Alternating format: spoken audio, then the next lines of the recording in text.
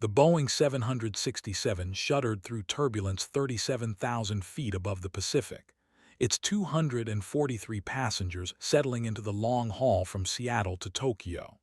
In row 12, seat C, Lieutenant Colonel Reina Ghost Castellanos slept with her face pressed against the cool window, her breath fogging the plastic in steady intervals.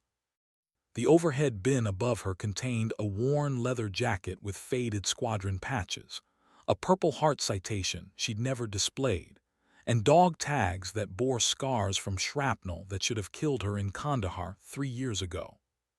She'd been flying combat missions for 15 years, accumulating over 4,000 hours in F-16s, A-10s, and the classified aircraft she couldn't name even in her sleep. Tonight, she was just another passenger heading to a military conference in Japan, catching some rest after a brutal week of congressional testimony about pilot retention rates. The irony wasn't lost on her.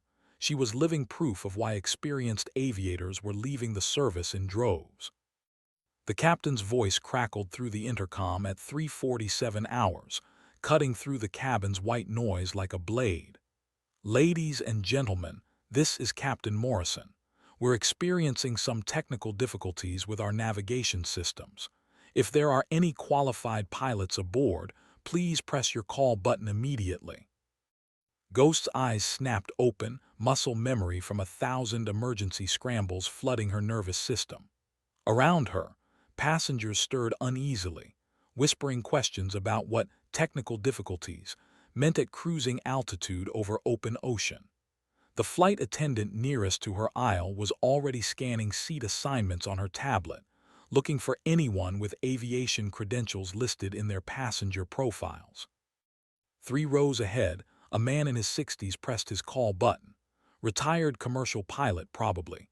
2 more lights appeared scattered throughout the cabin. Ghost reached up slowly, her finger hovering over the small button.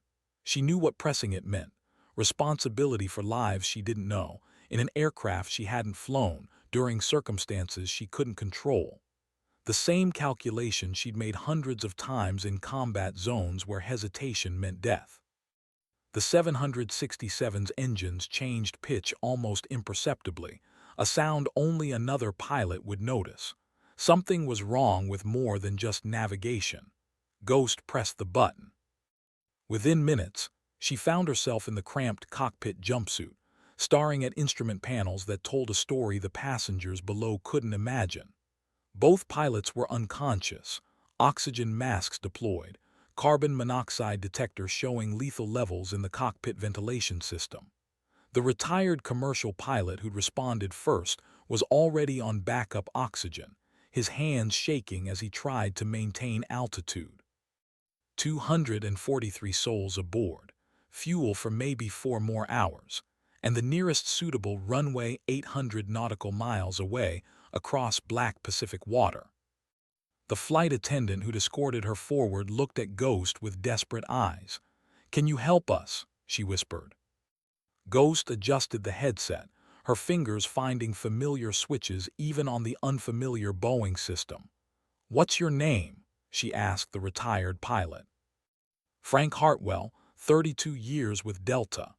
His voice carried the weight of experience, but also the tremor of a man facing something beyond his training.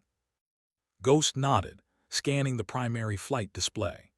The aircraft was stable but flying on autopilot with degraded navigation systems, likely caused by the same electrical fault that was pumping carbon monoxide into the cockpit. She'd flown damaged birds home before, but never a civilian aircraft with this many lives depending on decisions made at 40,000 feet. "Frank, I need you to stay on oxygen and monitor our fuel consumption. I'm going to try to raise air traffic control and get us vectors to the nearest suitable field." She keyed the radio. "Mayday, Mayday. This is United Flight 847 Heavy. We have multiple pilot incapacitation, possible carbon monoxide poisoning in cockpit. Requesting immediate priority handling and vectors to nearest available runway." Static answered her first call, then another.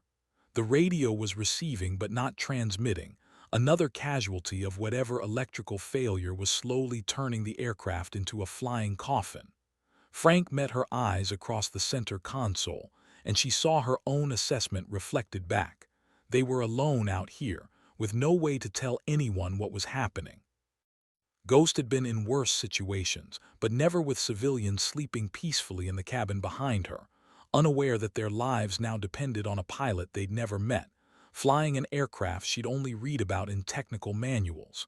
She thought about her squadron patch tucked away in the overhead bin, the 354th Fighter Squadron Bulldogs, with their motto, "Death before dishonor." Tonight, it might come to that. The aircraft continued its steady eastward track, autopilot maintaining heading and altitude, while Ghost worked through emergency checklists that assumed at least one conscious crew member familiar with Boeing systems. Frank was competent but fighting the effects of carbon monoxide exposure, his responses growing slower with each passing minute, despite the emergency oxygen. She needed to establish communications, identify the source of the electrical failure, and somehow get this aircraft on the ground before fuel exhaustion forced decisions no pilot ever wanted to make. The Pacific stretched endlessly below, dark and unforgiving, while above them the stars wheeled in their ancient patterns, indifferent to human struggle. Ghost adjusted her harness and began the systematic troubleshooting that had kept her alive through surface-to-air missiles over Syria, mechanical failures over Afghanistan, and a dozen other emergencies that had earned her the call sign she wore like armor. Tonight, she wasn't flying for military objectives or national security. She was flying to bring 243 people home to families who were probably tracking the flight on smartphone apps, expecting nothing more dramatic than airline food and jet lag. The thought steadied her hands on controls that belonged to someone else's aircraft. She'd figure this out, one system at a time, one decision at a time, until either everyone walked away or no one did. In her experience, there usually wasn't much middle ground between those options. The Boeing continued east through the darkness, carrying its secrets and its sleeping passengers toward an uncertain dawn that Ghost was determined they would live to see. Frank slumped forward in his seat, oxygen mask askew, another victim of the invisible poison filling the cockpit. Ghost quickly repositioned his mask and checked his pulse, weak but steady. She was alone now with an aircraft she barely understood, flying on borrowed time above water that would kill everyone aboard if she made the wrong choice. She thought about the congressional hearing she'd endured just days ago, politicians questioning whether women belonged in combat roles, whether someone her size could handle the physical demands of military aviation. If they could see her now, 5'4" and 120 pounds of concentrated determination, wrestling with flight controls designed for someone twice her mass, trying to save lives that would never know her name. The ironies accumulated like ice on the wings. She'd volunteered for the most dangerous missions in the Air Force, had been shot down twice and decorated 4 times, yet here she was being tested again by circumstances that cared nothing for her service record or her congressional testimony about pilot retention. The sky was the same endless black she'd navigated through enemy territory, but tonight the enemy was mechanical failure and time itself. Ghost isolated the electrical systems one by one, following troubleshooting procedures that were similar across military and civilian aircraft. The source of the carbon monoxide had to be exhaust from a damaged engine or APU unit mixing with cabin air through a failed seal or cracked heat exchanger. She could fix the ventilation, but first she needed to establish where they were and where they could go. The GPS display flickered between valid and invalid readings, giving her glimpses of their position before dissolving into electronic snow.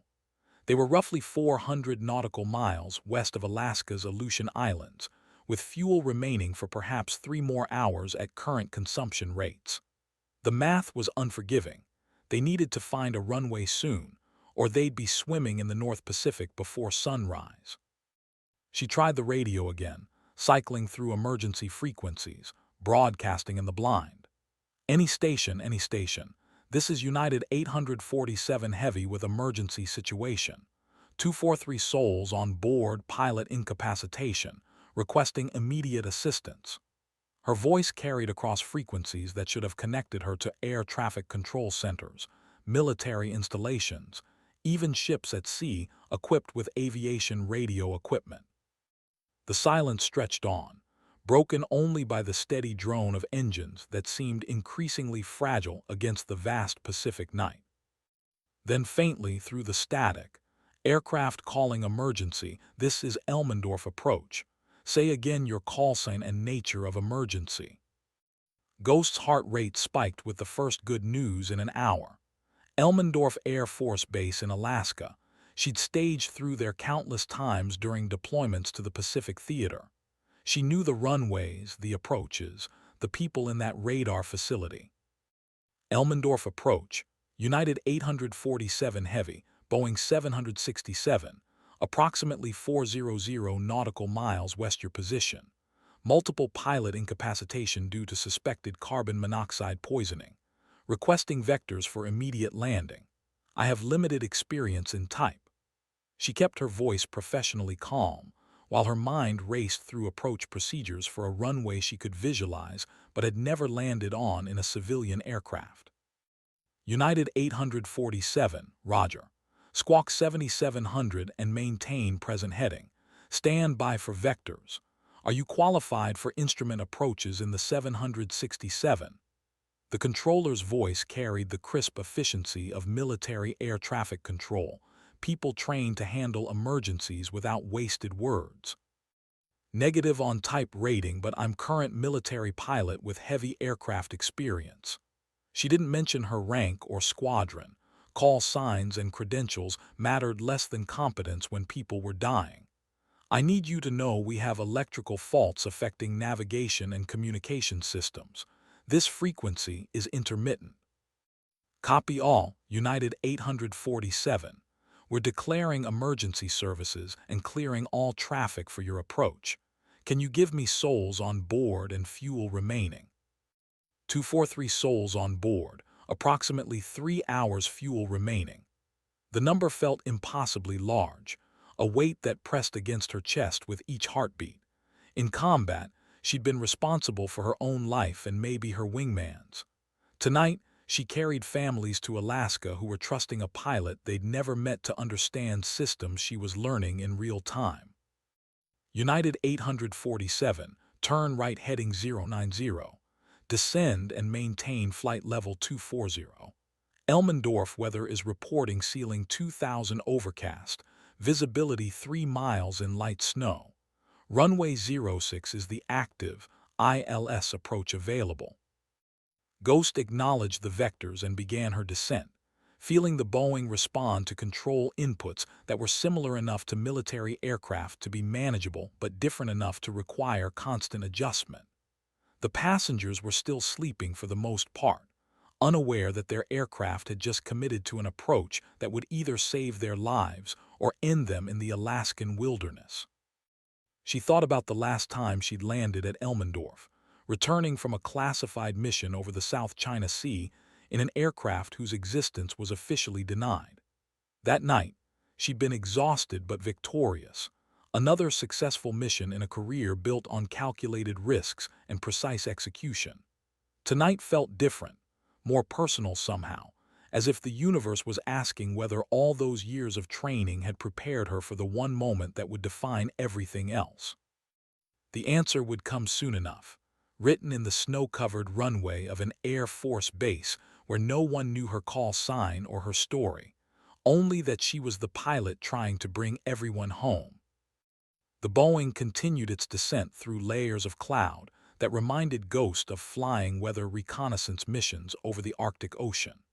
The difference was that tonight she wasn't collecting meteorological data for strike planning. She was betting 243 lives on her ability to put an unfamiliar aircraft on a runway she could barely see through Alaskan weather.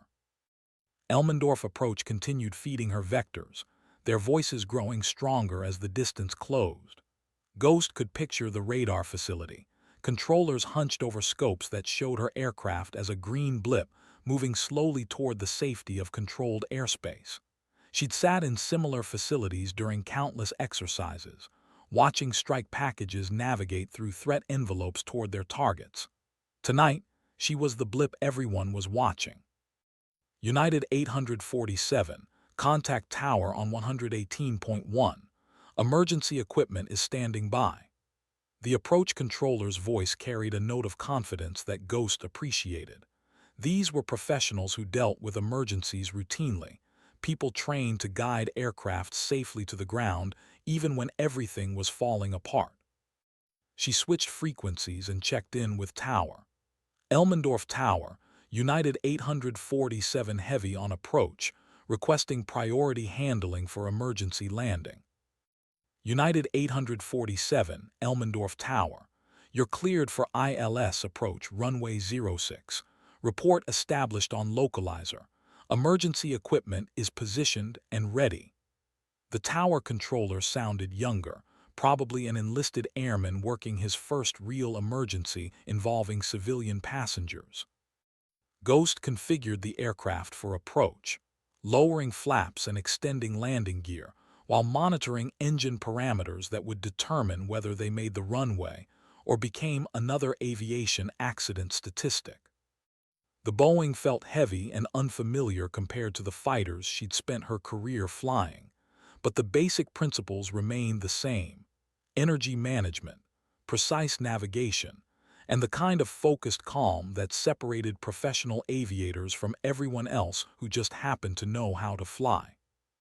The ILS needles centered as she intercepted the localizer, the aircraft settling into a stable approach profile that would bring them to the runway in approximately 12 minutes. Behind her, some passengers were beginning to stir, probably sensing the descent and wondering why they were landing early. Soon, they'd know. Ghost keyed the intercom to address the cabin. Her voice would be the first indication most passengers had that their flight had become something other than routine transportation between cities. Ladies and gentlemen, this is your pilot speaking. We're making an unscheduled landing in Anchorage due to a medical emergency with the flight crew. Please remain seated with your seatbelts fastened. Flight attendants, prepare for emergency landing procedures. The reaction was immediate, a ripple of concern and conversation that Ghost could hear even through the cockpit door. She delivered worse news to aircrew facing combat missions with low survival probabilities, but this felt different. These people hadn't volunteered for danger. They'd simply bought tickets and trusted that professionals would deliver them safely to their destination. She thought about the families who would be affected if she made mistakes in the next few minutes. Children waiting for parents to return from business trips, grandparents expecting to meet new grandchildren, countless personal stories that depended on decisions she was making at 200 knots through Alaskan weather. The aircraft broke through the cloud deck at 1,500 feet, revealing the lights of Anchorage spread across the landscape like scattered diamonds. Elmendorf's runway appeared ahead, a strip of concrete illuminated by approach lights that guided aircraft safely to Earth. Ghost had seen similar runways on dozens of combat bases, but tonight this one looked like salvation itself. United 847, you're cleared to land runway 06. Wind 040 at 15, gusts to 25. She acknowledged the clearance and focused on the approach, making small corrections for wind and crosswind that threatened to push the Boeing off centerline. The aircraft was stable but required constant attention, like flying formation with an unpredictable wingman who might break away at any moment. At 500 feet, the runway filled her windscreen, approach lights flashing past as the aircraft descended through the final moments of an emergency that had begun with a simple request for qualified pilots. Ghost thought about the call button she'd pressed hours ago, the decision that had brought her to this cockpit, to this moment, to this responsibility she hadn't asked for but couldn't refuse. The Boeing's main landing gear touched down with a solid thump that resonated through the airframe, followed immediately by the nose gear settling onto Alaskan concrete. Ghost deployed reverse thrust and wheel brakes, feeling the aircraft decelerate from flying machine to ground vehicle in the span of 30 seconds that contained more relief than she'd experienced since her first combat survival. United 847, nice job.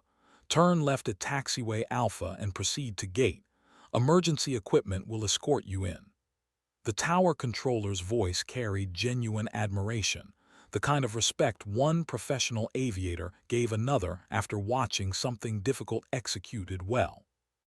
As the Boeing rolled toward the terminal, Ghost could see emergency vehicles following at a discreet distance, fire trucks and ambulances ready for problems that hadn't materialized.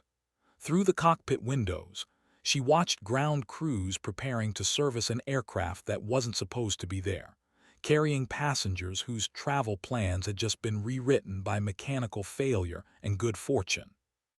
She thought about the squadron patch in the overhead bin, the motto about death before dishonor, and realized that tonight had been about honor of a different kind. Not the honor that came from destroying enemy targets or completing classified missions, but the more fundamental honor of keeping faith with people who trusted her competence with their lives.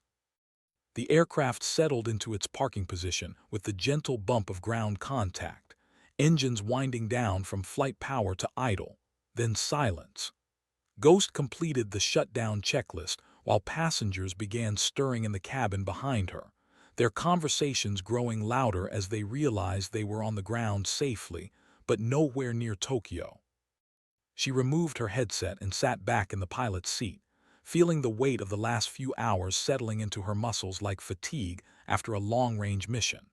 In 15 minutes, she'd be answering questions from investigators, airline officials, and probably reporters who would want to know how a military pilot had ended up saving a commercial flight. The story would be told and retold, analyzed for lessons learned and procedures that might be improved. But for now, she just sat in the quiet cockpit, listening to the sounds of ground equipment and passenger voices, knowing that 243 people would call their families tonight with stories about an unplanned stop in Alaska. They'd complain about missed connections and delayed meetings, probably never learning the name of the pilot who'd brought them through weather and mechanical failures to this safe landing. Ghost didn't mind the anonymity. She'd spent her career in classified cockpits, flying missions that would never appear in official records, protecting people who would never know her name or her service. Tonight had been different in scale but similar in purpose, professional competence applied to protect others, regardless of recognition or reward. She gathered her jacket from the overhead bin, fingering the patches that told stories of squadrons and missions spanning 15 years of military aviation. Tomorrow, she'd catch another flight to Tokyo for her conference, where she'd discuss pilot retention rates and the challenges of keeping experienced aviators in uniform. Tonight had reminded her why the mission mattered, even when no one was watching, even when the people you saved would never know your call sign or your story.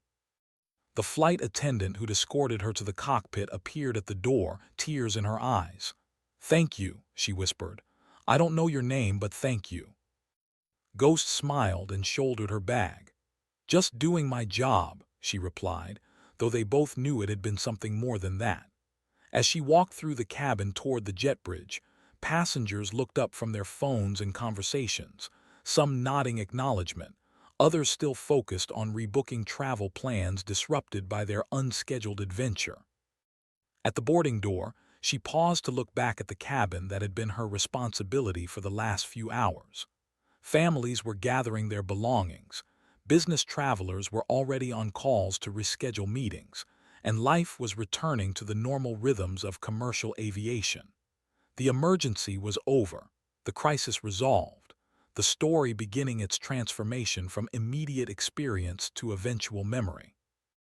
Ghost stepped onto the jet bridge and into the terminal, where Alaska Airlines ground staff were already arranging hotel accommodations and rebooking flights for passengers who'd started the evening expecting to wake up in Japan.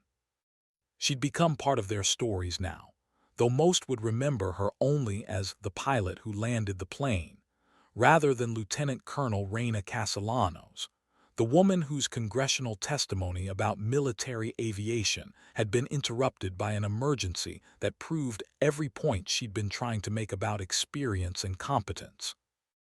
As she walked through Anchorage International Airport toward the hotel shuttle, Ghost reflected on the strange turns that military careers could take.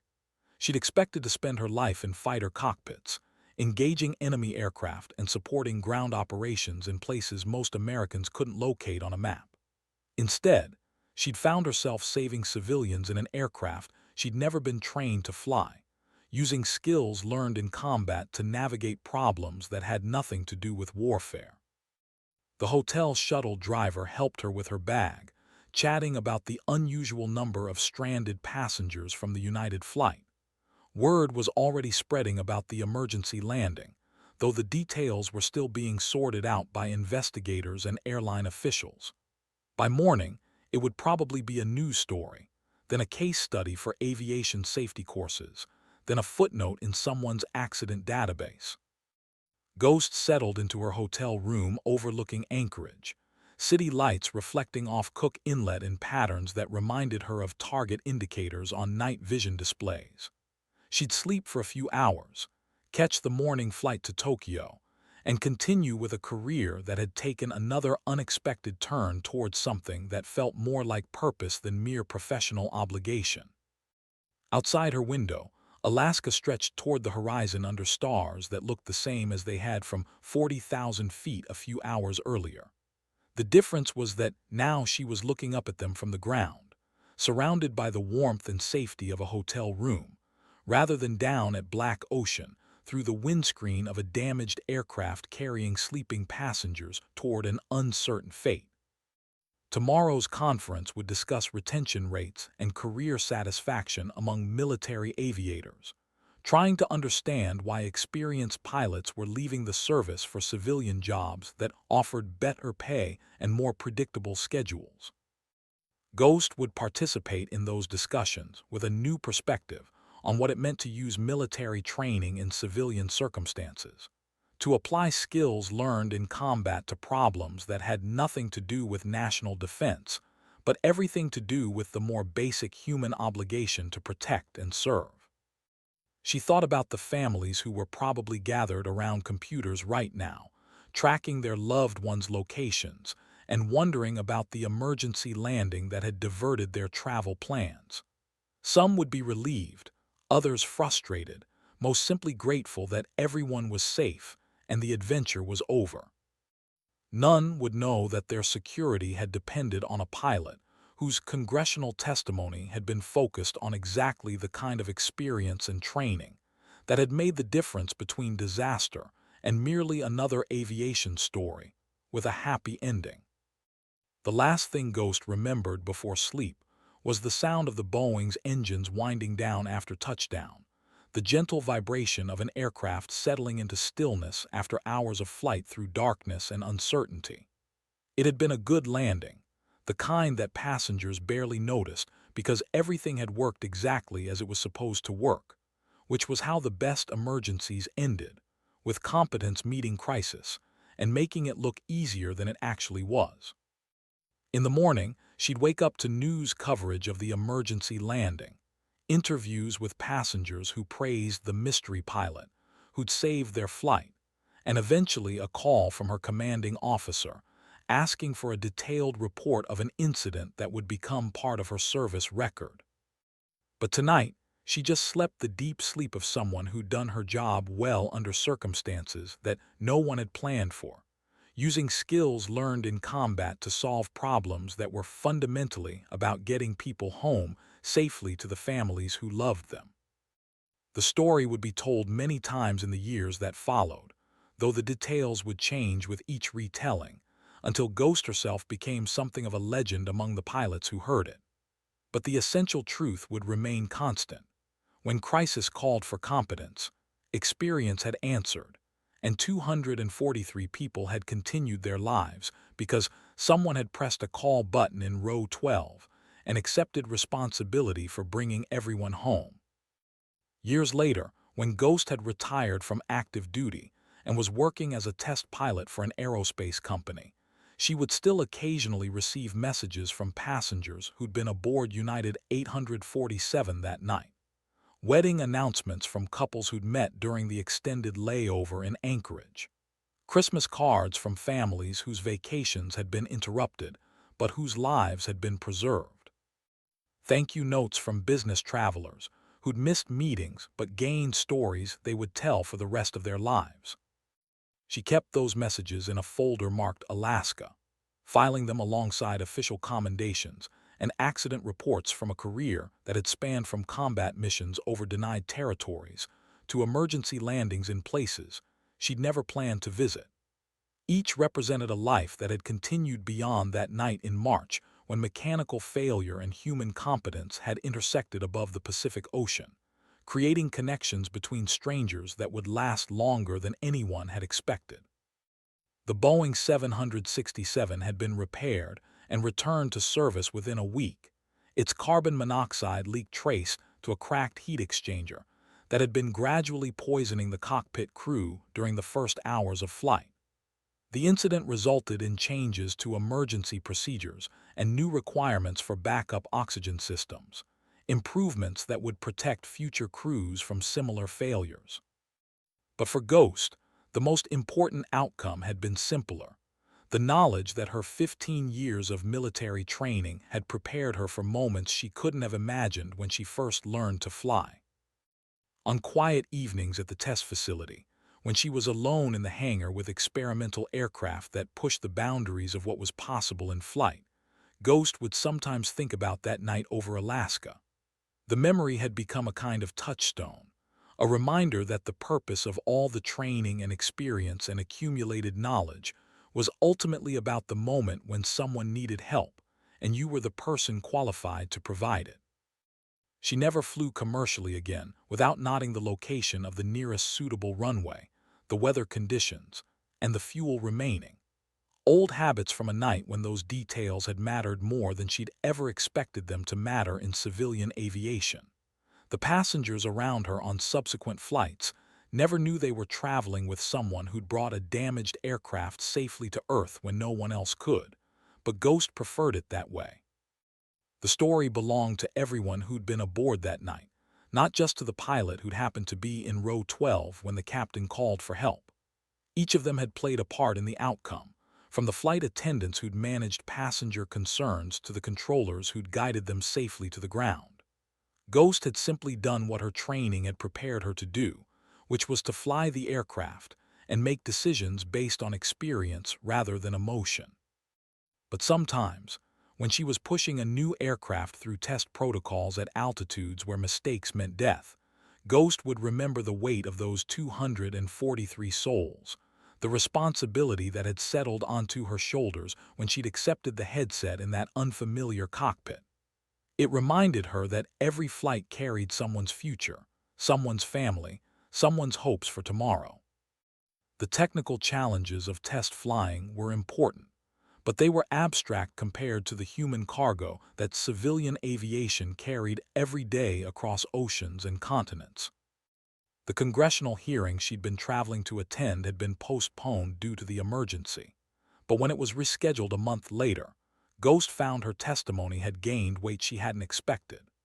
Her answers about pilot training and retention rates were informed by recent experience with what it meant to apply military aviation skills to civilian emergencies, to use combat-trained competence in situations where the enemy was mechanical failure rather than hostile forces.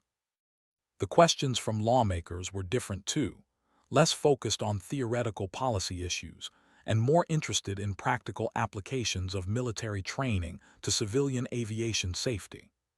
Ghost answered them honestly, explaining that the night over Alaska had been successful not because of anything unique about her individual capabilities, but because of the thorough training and experience that military aviation provided to all its pilots.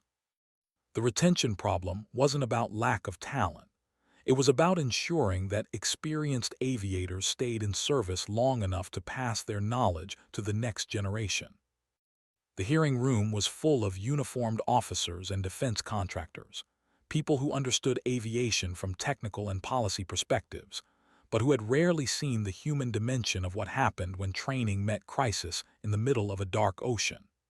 Ghost's testimony bridged those worlds, connecting abstract discussions of pilot retention to the concrete reality of what it meant to have experienced aviators available when civilian emergencies required military-level competence.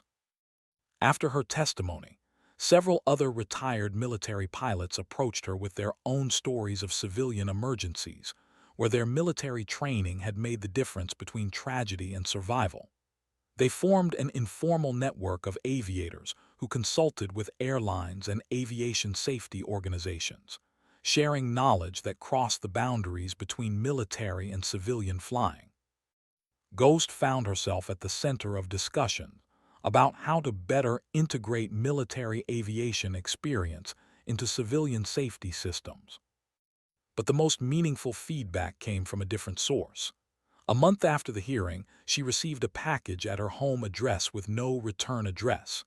Inside was a child's drawing of an airplane landing on a runway, with stick figures cheering from the windows. At the bottom, in careful first-grade handwriting, were the words, "Thank you for bringing my daddy home." The package also contained a note from a woman explaining that her husband had been aboard United 847 that night, returning from a business trip to witness their daughter's first school play. Ghost kept that drawing on her office wall, next to her military decorations and test pilot certificates. It reminded her that the most important victories weren't always the ones that appeared in official records or resulted in formal recognition.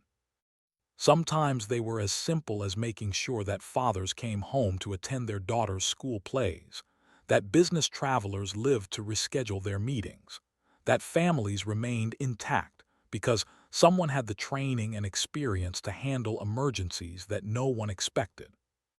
The drawing had been created by a child who would probably never remember the emergency landing that had brought her father home safely, but who had grown up in a world where that night's events had shaped her family's story in ways she might never fully understand. Ghost realized that her military service had prepared her not just for combat operations and classified missions, but for moments when the mission was as fundamental as bringing people home to the families who loved them. The final report from the National Transportation Safety Board credited the successful outcome of United Flight 847's emergency to several factors: rapid response by air traffic control, proper emergency procedures by ground personnel, and most significantly, the presence of a qualified pilot with sufficient experience in similar aircraft types to safely execute an emergency landing in adverse weather conditions. Ghost's name appeared in the official record, along with her military rank and aviation qualifications. But the report's clinical language couldn't capture the weight of responsibility she'd felt or the relief that had followed the successful landing. The report became part of the database of aviation incidents that flight instructors used to teach emergency procedures, joining thousands of other cases where human judgment and technical competence had determined whether passengers lived or died. Ghost knew that future pilots would study the incident as an example of how to handle multiple system failures in civilian aircraft, learning lessons that might save lives in emergencies that hadn't happened yet. But for her, the night over Alaska had been about something more personal than case studies and training scenarios.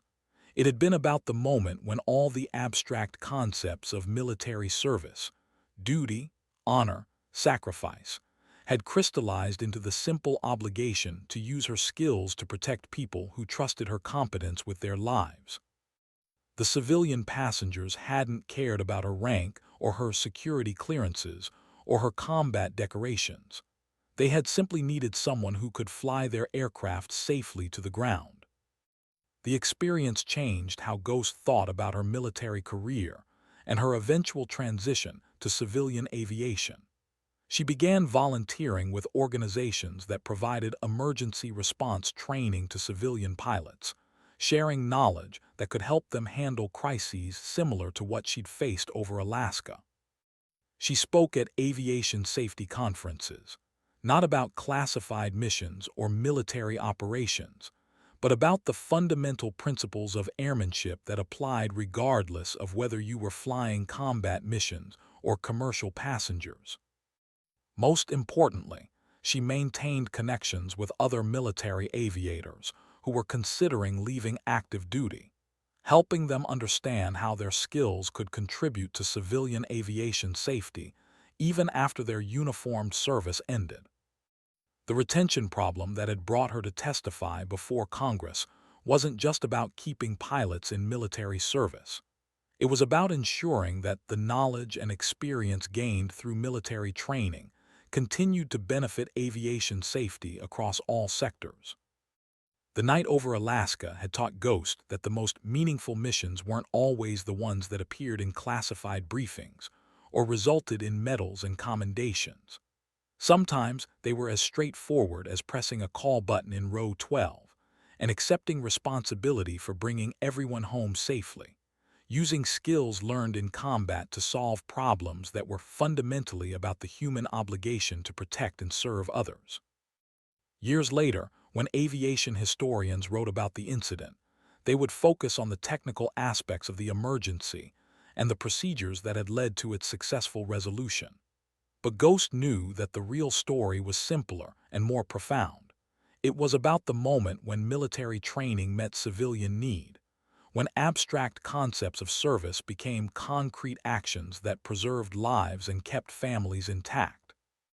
The story of United Flight 847 became part of Ghost's legacy, but it was a legacy she shared with every military aviator who had chosen to serve, who had accepted the responsibility that came with the privilege of flight, and who understood that the ultimate purpose of all the training and experience was to be ready when someone needed help, and you were the person qualified to provide it. In the end, that was what military aviation had always been about, not the aircraft or the missions or the technology, but the people who accepted responsibility for using their skills to protect others, whether those others were fellow service members in combat zones or civilian passengers trusting their lives to strangers in unfamiliar cockpits above dark oceans.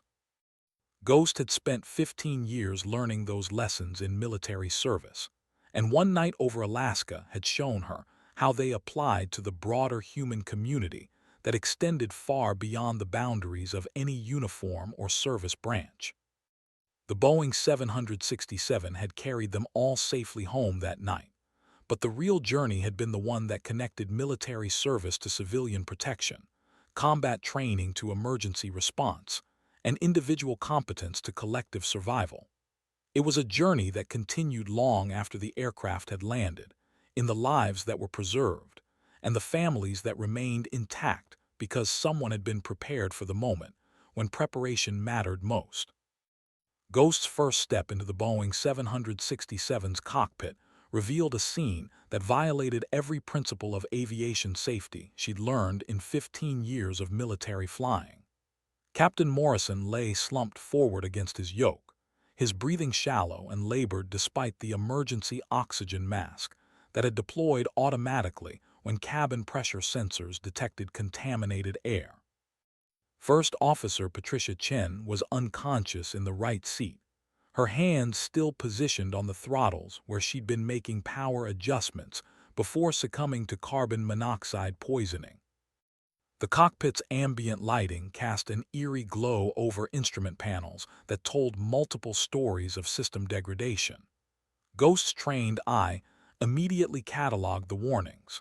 The engine indicating and crew alerting system displayed amber and red advisories cascading down both sides of the central display unit. The primary flight display showed the aircraft maintaining altitude and heading on autopilot, but the navigation systems were cycling between valid and invalid readings every 30 to 40 seconds. "Jesus," whispered Frank Hartwell, the retired Delta pilot who'd responded to the captain's call just minutes before Ghost. He was already on emergency oxygen, his face pale beneath the clear plastic mask.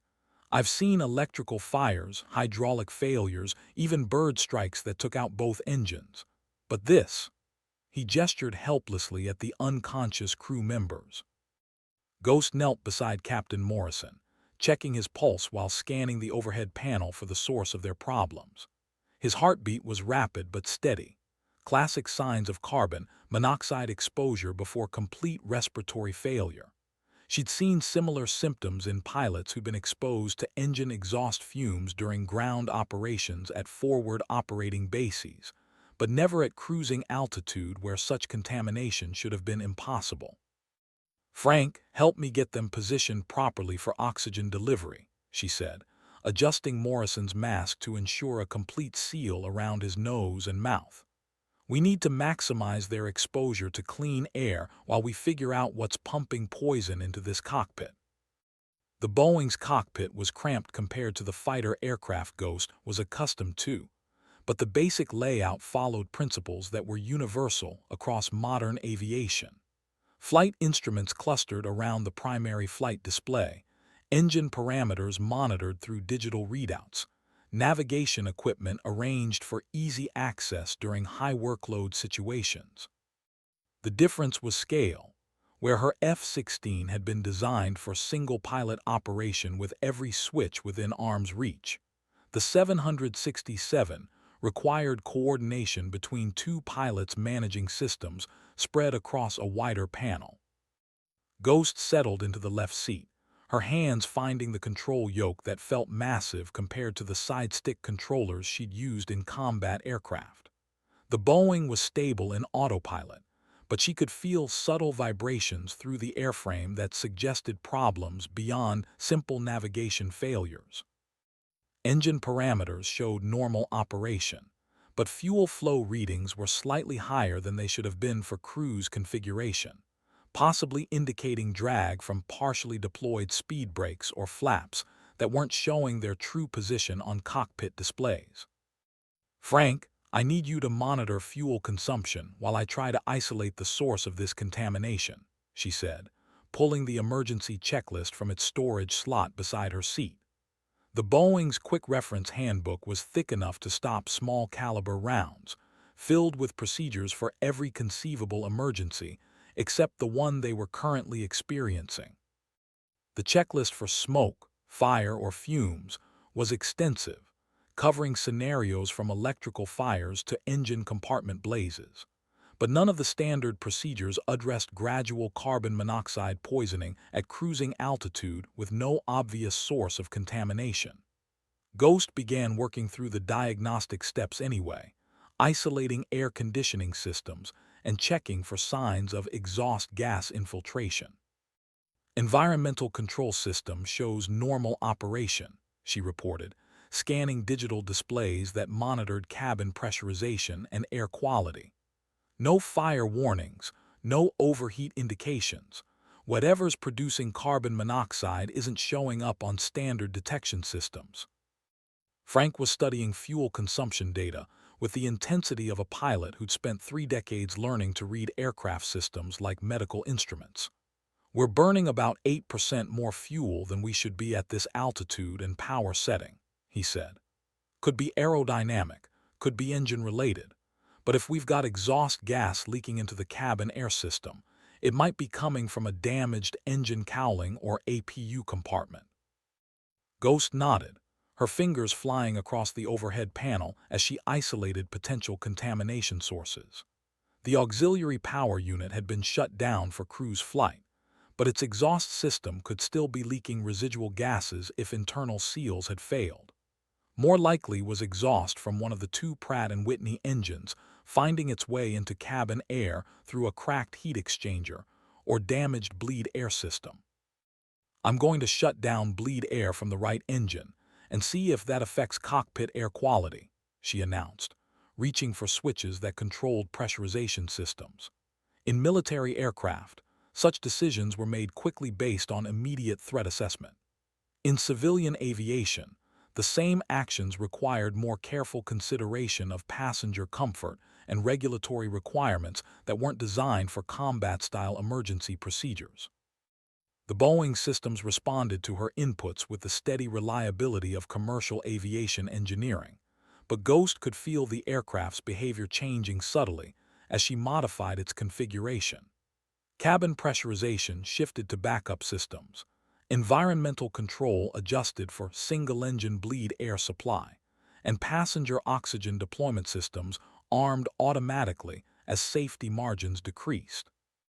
Cockpit air quality is improving, Frank reported after several minutes of breathing emergency oxygen while monitoring their symptoms. I'm feeling more alert, less disoriented. Whatever was contaminating our air supply is decreasing. Ghost felt the improvement too. The subtle headache she'd attributed to stress was dissipating. Her vision was sharpening, and the mental fog that accompanied carbon monoxide exposure was lifting like morning mist burning off a runway. The right engine's bleed air system had been the culprit, pumping exhaust gases into cockpit ventilation through a failed component that should have been caught during routine maintenance.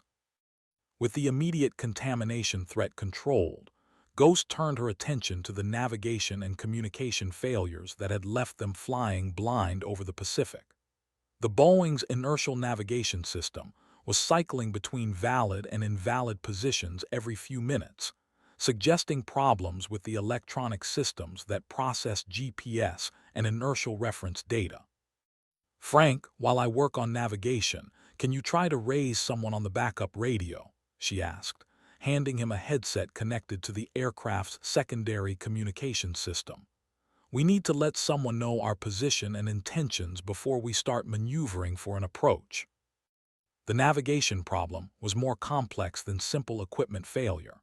Ghost could see that the aircraft's 3 independent navigation systems were receiving different position data, creating conflicts that caused the flight management computer to reject all inputs as unreliable. In her F-16, such failures would have resulted in immediate transition to backup navigation methods and probably an abort to the nearest suitable field. In the Boeing, with passengers depending on her decisions, the calculation was more complicated. She began entering manual position fixes based on celestial navigation principles she'd learned during Air Force survival training. The stars visible through the cockpit windows provided reference points that could be cross-checked against magnetic compass headings and dead reckoning calculations. It was old-fashioned flying, the kind of navigation that had guided aircraft before satellite systems and computer-assisted flight management. "I've got partial contact with what sounds like a military frequency," Frank reported, adjusting radio controls that were similar enough to the Delta aircraft he'd flown for 3 decades but different enough to require careful study. "Weak signal, lots of static, but definitely human voices coordinating some kind of air traffic." Ghost took the radio and listened to the fragmentary transmissions. Military air traffic control used different procedures and terminology than civilian aviation, but she recognized the efficient communication style of controllers managing complex airspace with multiple aircraft. More importantly, she could hear the geographic references that placed them within range of Alaskan radar coverage. Any station, this is United Flight 847 Heavy with emergency situation," she transmitted, using the standard call for any radio operator who might be monitoring the frequency. Boeing 767, approximately 240 souls on board, requesting immediate assistance for navigation and approach guidance. The response came through static that made every word precious. "Aircraft calling emergency. This is Elmendorf approach control. Say again your call sign and state nature of emergency." Ghost felt relief flood through her nervous system like adrenaline after a successful combat engagement. Elmendorf Air Force Base meant professional controllers, precision approach equipment, and emergency services trained to handle aircraft in distress.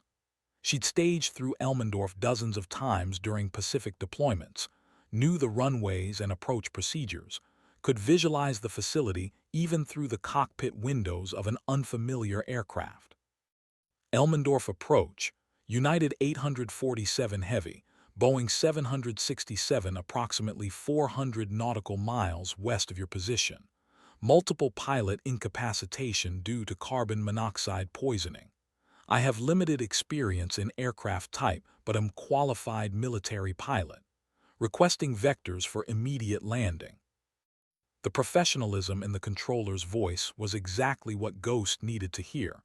United 847, Roger. Squawk 7700 and maintain present heading. Stand by for vectors. Can you provide fuel remaining and number of souls on board?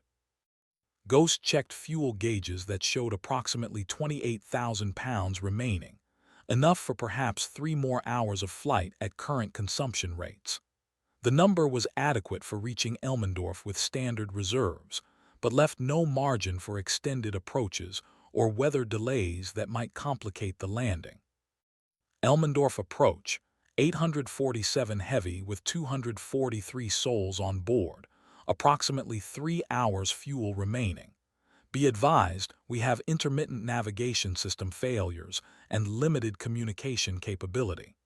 This frequency appears to be our most reliable contact. Copy all, United 847. We're declaring emergency services and clearing all traffic for your approach.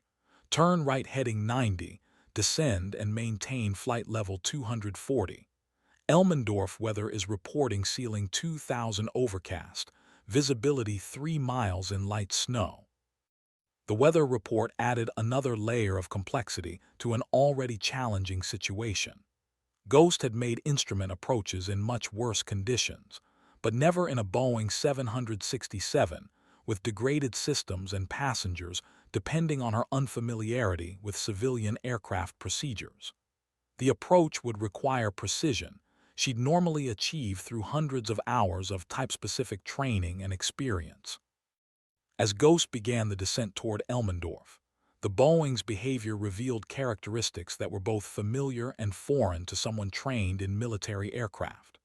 The civilian airliner responded to control inputs with the stability of a machine designed for passenger comfort rather than tactical maneuvering, but its size and weight required planning that extended much further ahead than the instantaneous decisions possible in fighters. Frank, I need you to monitor our descent rate and call out any airspeed deviations, she said, configuring the aircraft for initial approach. This bird handles differently than anything I've flown in combat, and we can't afford to get behind the aircraft during approach. The Boeing's flight management system was partially functional, providing some automation for the descent profile, but requiring manual backup for critical phases of flight. Ghost found herself flying a hybrid approach, using computerized systems where they were reliable while maintaining manual control over decisions that required human judgment about rapidly changing conditions. At 15,000 feet, they encountered the first layer of clouds that would complicate their approach to Elmendorf. The Boeing shuddered through moderate turbulence that reminded Ghost of flying through anti-aircraft fire over hostile territory, except tonight the enemy was weather rather than surface-to-air missiles. She adjusted power settings and flight path to minimize passenger discomfort while maintaining the precise navigation required for instrument approach. United 847, contact Elmendorf Tower on 118.1 for approach clearance. Emergency equipment is standing by.